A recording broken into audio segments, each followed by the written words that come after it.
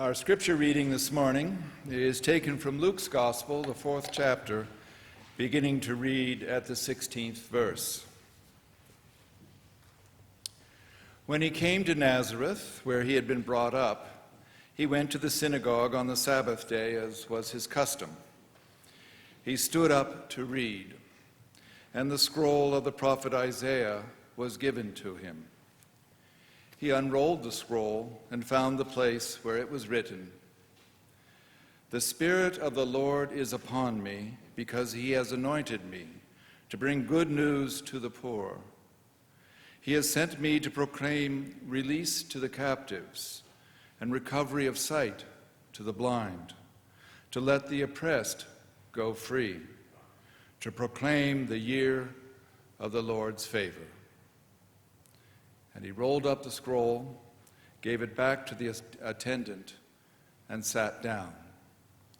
The eyes of all in the synagogue were fixed on him. Here ends the reading. Thanks be to God.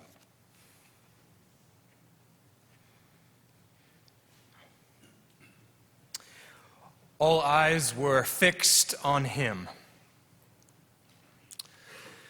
At this point in the text that Tim read this morning from Luke 4, people are amazed. "Isn't this Joseph's son?" they'll ask a little bit later, which, let's be honest, isn't the nicest way to keep Joseph in the text. This is Joseph's son? Really? Jesus is literate, which is unusual and fantastic for a tradesman's son. He offers the people a sense that the text is alive in their presence, which is the hallmark of a decent preacher. They like what he has to say. Do we? The words that Jesus quotes proclaims that he has come to bring good news, not to everyone, but to the poor. He's come to proclaim release to the captives, to let the oppressed go free, to proclaim the year of the Lord's favor. Do you like the sound of that? Jesus is presumably referencing the Jubilee, a once-a-generational societal reprogramming to default settings. Every 50 years, it says in the book of Leviticus, "Let the land lie fallow, forgive people's debts, allow slaves to be freed and start over once again." Every 50 years, or once a generation. There are plenty of debates about whether a Jubilee ever happened, and if it did, how it happened. It's possible that there may have been a tradition of Jubilee, not every 50 years, as is advocated in the Bible, but that some kings offered a Jubilee or partial Jubilee once they ascended to the throne. They needed a reset, an emancipation, not just to appear generous, but to stop people from running away. There's a theory that suggests that the primary motivation for Jubilee is not as an act of beneficence, but the Jubilee happened to stop your subjects from fleeing.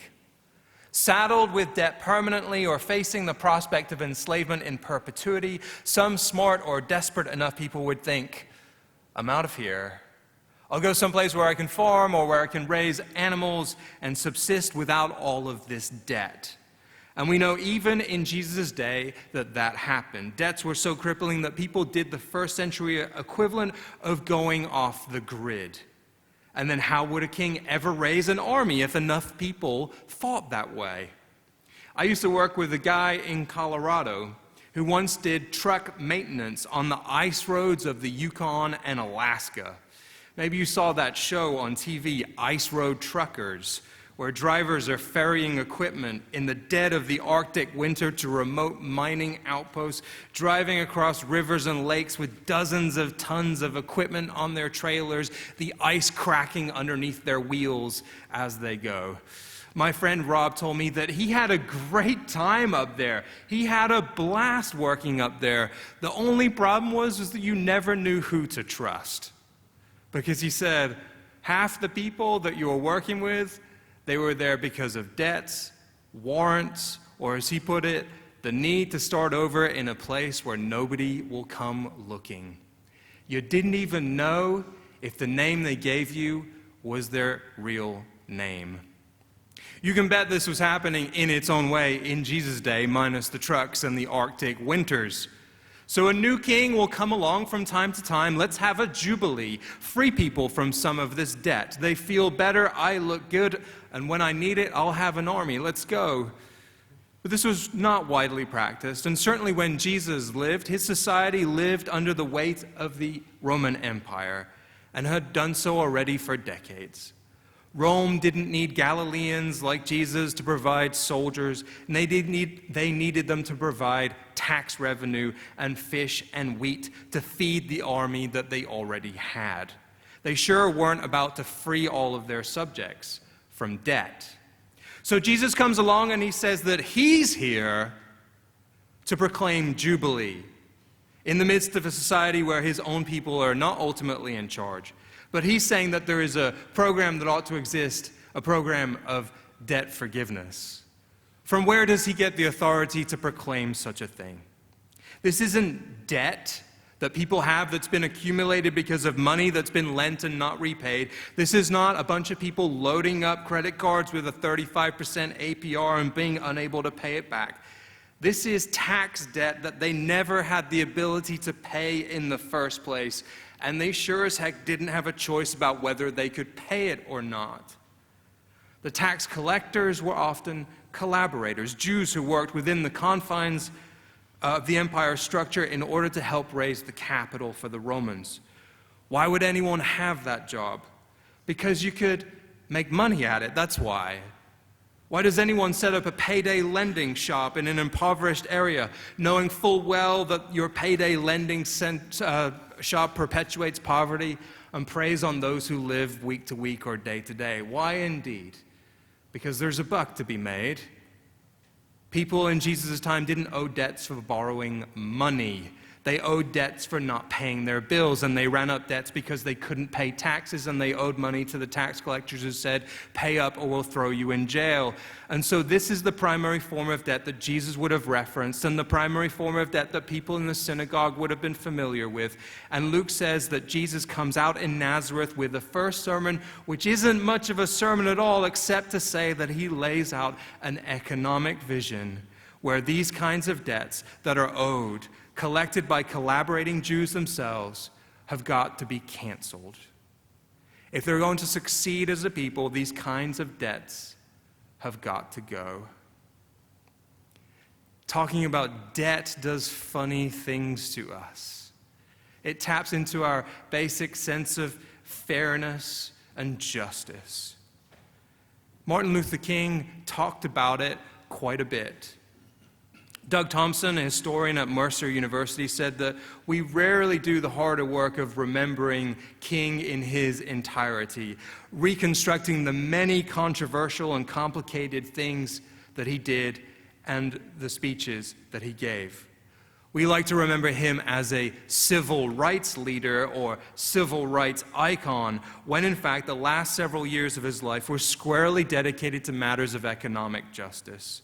To be sure, economic justice and civil rights have significant overlap, but Thompson argues that when we call King a civil rights leader, what we are doing is effectively ending Martin Luther King's life in 1965 with the signing of the Equal Voting Rights Act, rather than sticking with King all the way to the end of his actual life in 1968.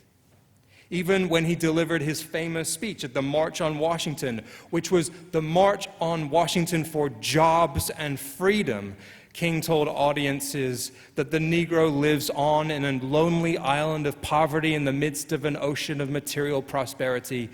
We've come to our nation's capital to cash a check that will give us upon demand the riches of freedom and the security of justice. Justice in this sense with protection from segregationists, but also access to economic prosperity. But only the dream part of the speech tends to persist in our national story. Those of us who are white Americans clung to King's emphasis on the content of people's character because the phrase appears to argue for a colorblind society. But if the U.S. were to live into its true creed, which it had yet to do in King's estimation, economic redistribution of wealth and refrained use of military force was the only path forward. By not remembering the entirety of his message, we've misunderstood the dream for the country. His commitment to economic justice at home and abroad should be his lasting legacy because it is still the challenge that we face today. Our failure to live into that vision exists in large part because one of the stories that King offers us, civil rights leader, fits neatly into a narrative of Americans finding comfort in us all being equal. But the other aspect of King's message does not fit neatly into any kind of narrative because we are still trying to solve the problems that he described. Opportunity, debt, prosperity, these thorny issues are so hard to fix, so hard to understand, and so challenging to overcome. That is in part because prosperity for all, opportunity for all, equal opportunity for all tends to feel like that in order for that to happen, people will have to sacrifice, people will have to give things up, people will have to change their whole way of seeing things. King himself said that Jesus didn't go and talk to Nicodemus and say, you know what, in order to get better, you need to stop lying. He didn't say, you need to stop cheating. And he didn't say, you need to stop drinking. Jesus didn't pick one thing and say, go fix that one thing and then everything will be okay.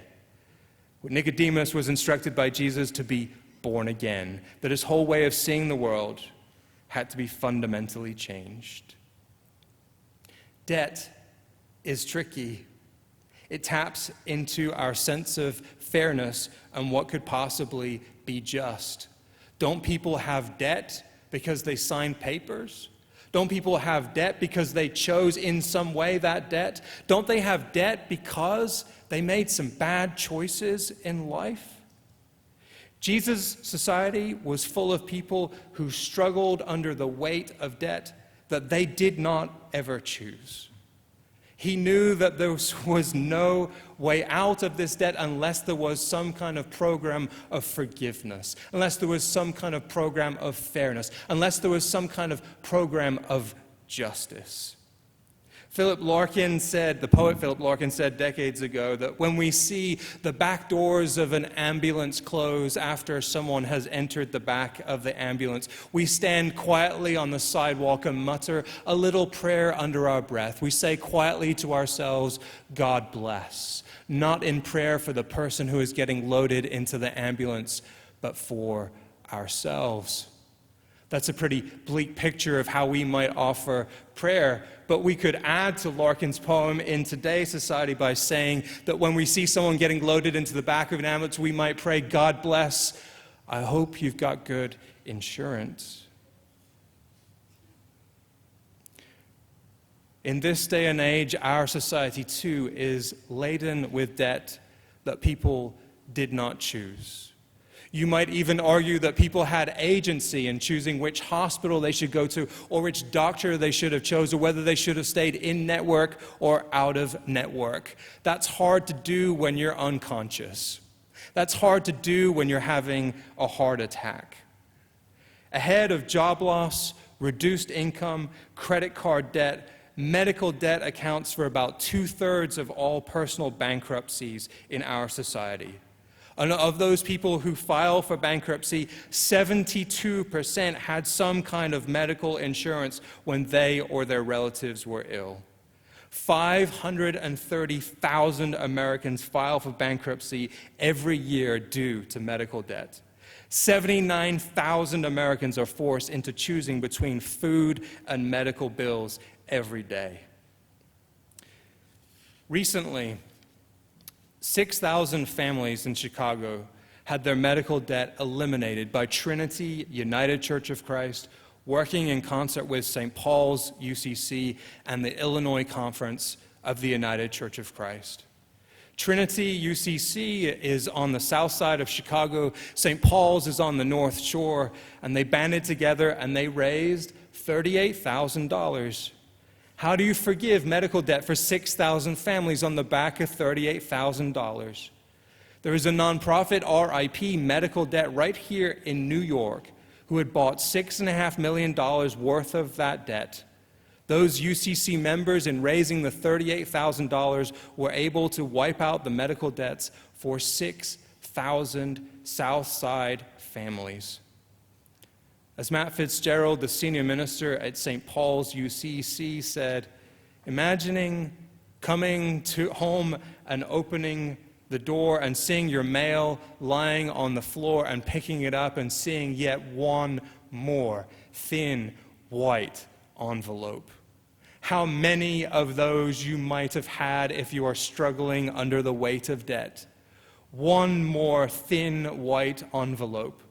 And you choose to open it with trepidation, and instead of saying you owe more than you've got, the letter simply says, your debts are forgiven.